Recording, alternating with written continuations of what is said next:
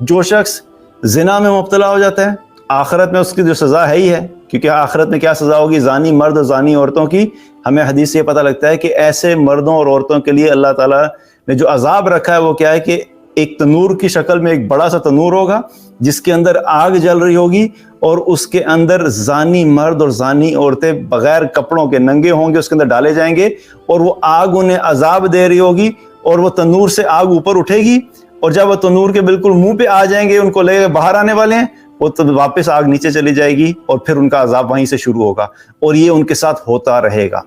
اب یہ تو ہے آخرت کی سزا، لیکن جو لوگ زنا میں مبتلا ہو جاتے ہیں ان کی دنیا کی زندگی بھی خراب ہو جاتی ہے، دنیا میں بھی انہیں بے شمار مسائل کا سامنا کرنا پڑتا ہے۔ پہلی چیز عزت نفس ختم ہو جاتی ہے، ضمیر مر جاتا ہے۔ دوسری چیز ایمان سلب ہونے کا خطرہ ہوتا ہے، ایمان ہی ختم ہو جاتا ہے۔ تیسری چیز دلوں کے اوپر جو ہے وہ اللہ کی طرف سے جو ہے وہ جسے کہتے ہیں تالے پڑ جانا، اور دل جو ہے بند ہو جانا وہ ہو جاتا ہے۔ چوتھی چیز برکتیں ختم ہو جاتی ہیں۔ پانچویں چیز اپنی فیملی میں عزت ختم ہو جاتی ہے۔ چھٹی چیز اس ایڈکشن کی وجہ سے انسان اس کا غلام بن جاتا ہے، اس کا کانفیڈنس لیول نہیں رہتا، وہ آئسولیٹ ہو جاتا ہے، وہ لوگوں میں رہ نہیں سکتا، لوگوں کو فیس نہیں کر سکتا۔